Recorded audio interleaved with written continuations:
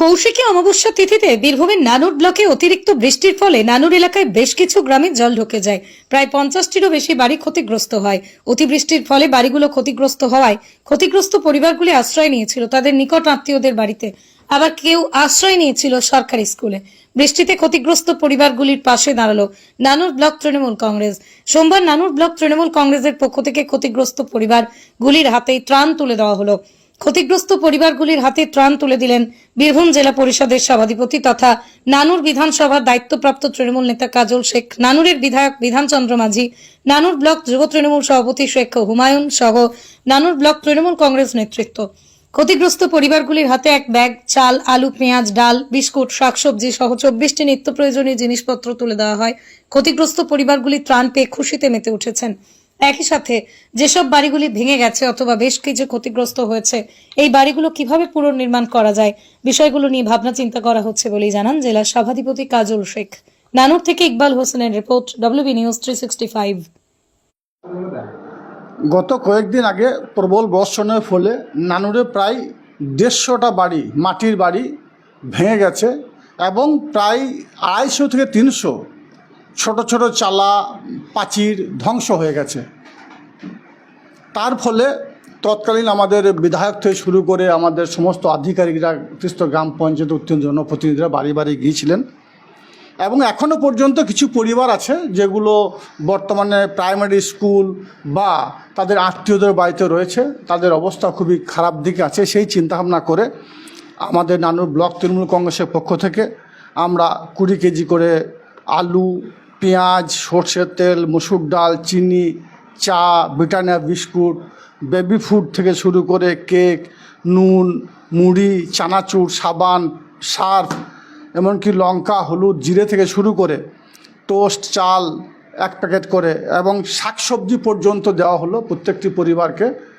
আজকে 150 জন পরিবারকে দেওয়া হয়েছে। নানুরের বিধায়ক এখানে আছেন এবং আমাদের যুব সভাপতি আছেন।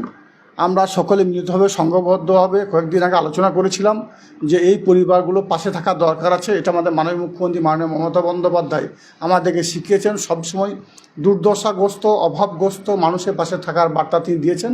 সেটার জন্যই আমাদের এই কর্মসূচি। আমরা আজকে 150টা পরিবারকে ত্রাণ দিলাম এবং আরও যে পরিবারগুলো আছে, আমরা পাড়ার যারা দায়িত্বে আছে, যারা গ্রাম পঞ্চায়েতের মেম্বার আছে, তাদের মাধ্যমে যদি আরও লিস্ট আসে আমাদের কাছে, তো তাদেরকেও এইভাবেই ত্রাণ দেওয়া হবে। যে বাড়িগুলো ক্ষতিগ্রস্ত হয়েছে সেই বাড়িগুলোর নামের লিস্ট আমরা করছি। আমরা যেখানে জানাবো প্রশাসনিক পর্যায়ে। তাছাড়াও আমাদের নানুর বিধানসভার কিছু গ্রাম পঞ্চায়েত আছে, কিছু মৌজা আছে, যেমন উচ্চকরণ, এনকড্ডা, এইসব মৌজায়, এইসব এরিয়ায় কিছু কিছু মৌজাতে ধান চাষ হয়নি। অর্থাৎ আমরা মূলত বীরভূম জেলাটা হচ্ছে চাষের ওপর নির্ভরশীল, কৃষিমাতৃক জেলা। এটা স্বভাবতই সেই মৌজাগুলোকে চিহ্নিত করে আমরা কৃষিমন্ত্রীর কাছেও পাঠানোর চেষ্টা করছি, যাতে ওই পরিবারগুলো আর্থিকভাবে সহায়তা পায়, সেটাও চেষ্টা করছি। সঙ্গে সঙ্গে যে বাড়িগুলো ভস্মীভূত হয়েছে, সেই বাড়ি বা পড়ে গেছে, সেই বাড়িগুলোকে বা সেই পরিবারদেরকে সহায়তার হাত আমরা বাড়িয়ে দিয়েছি। আমরা জানেন কেন্দ্র সরকার বঞ্চনা করেছে, বাংলাকে আবাস যোজনা বাড়ি দেয়নি। হয়তো যদি কেন্দ্র সরকার আবাস যোজনা বাড়ি দিতই 4 বছর, তাহলে এই মাটির বাড়িগুলো থাকতো না, সবই পাকা বাড়ি হয়ে যেত। তো কেন্দ্র সরকারের বঞ্চনার ফলে বাংলা কিছুটা হলেও পিছিয়ে আছে। যদিও আমাদের মাননীয় মুখ্যমন্ত্রী মাননীয় মমতা বন্দ্যোপাধ্যায় বাংলা আবাস যোজনা বাড়ি দিয়েছেন, প্রায় 51,235টা বাড়ি বীরভূম জেলায় দিয়েছেন, আগামী দিনে আরও দেবেন। তাই আমরা এই নামগুলো, এই বাড়িগুলো যাদের ভেঙেছে তাদের নামগুলো ওখানে নথিভুক্ত করার চেষ্টা করব। হ্যাঁ, এটা দলীয় তরফ থেকে দেওয়া হয়েছে। নানুর ব্লক তৃণমূল কংগ্রেস কার্যালয় থেকে এটা দেওয়া হয়েছে।